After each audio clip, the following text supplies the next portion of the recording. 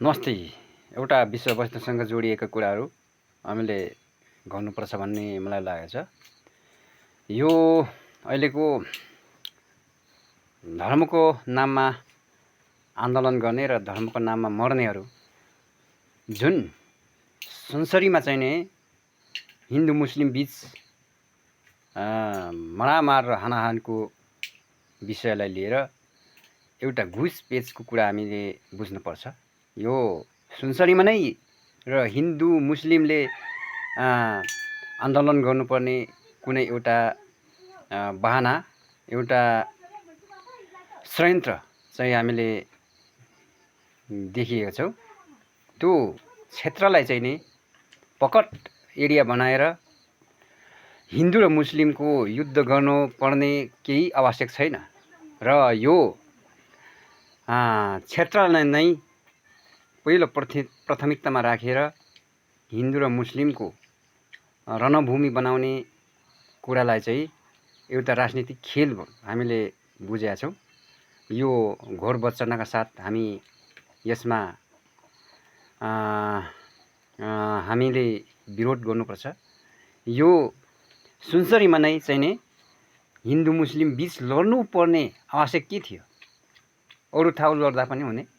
त्यो एउटा हर्का सम्पाङलाई गिराउनको निम्ति रचेको एउटा षड्यन्त्रकारीहरूले रचेका अहिलेको जनसरकार नेपाल सरकार, यो राष्ट्रपाको सरकारले चाहिँ नि एउटा बदनियत तरिकाले घटाएको घटना हो भन्ने चाहिँ हाम्रो थम्मेमा त्यही आउँछ र हामीले स्वच्छ निष्पक्ष रूपमा कुराको चाहिँ एउटा होइन, एउटा कुरा राख्ने हामीले जान्नु सक्नुपर्छ र निष्कर्ष निकाल्न सक्नुपर्छ भन्ने एउटा सर्वविदित रूपले हेर्नुपर्छ भन्ने लागेका छौँ र यो एउटा षड्यन्त्रकारीहरूले रचेका यो एउटा खेल हो र एउटा जालझेल हो भन्ने मलाई लाग्दछ। यो सुनसरीमा नै यसको सुरुवात गर्नुपर्ने, हिन्दू मुस्लिम बीच लड्नुपर्ने आवश्यक पनि छैन र यसको अर्थ लाग्ने कुरो पनि कुनै औचित्यका कुराहरू पनि छैन। यो दाजुभाइ बीच लडाउने र जुधाउने खेल्ने खेलाडीहरूको कुनै एउटा निष्पक्ष रूपमा छानबिन होस्। यो गन्टे सरकारहरूले यसको छानबिन गरोस् भन्ने चाहन्छु र यो देशमा मिलेर बसेको समाज सार्वभौम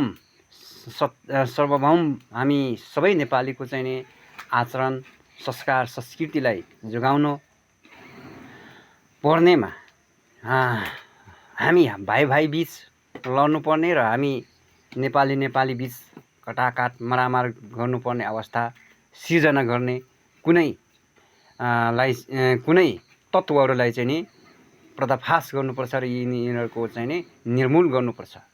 हाम्रो नेपाल त्यतिकै पनि एउटा बहुभाषिक समाज हो र हाम्रो संस्कृति संस्कार विभिन्न तरिकाले हामीले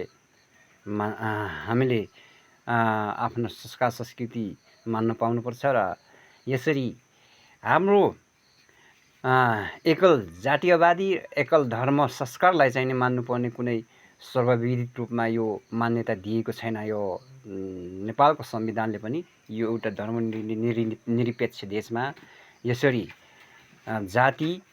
जातिवादी धर्मयुद्ध जस्ता घराउने खेल खेलाउनेहरूको चाहिँ नि पुरा झडा उखेल्नुपर्छ। नेपालमा यस्ता खालको गतिविधि नहोस् भन्न चाहन्छु। हस्, धन्यवाद।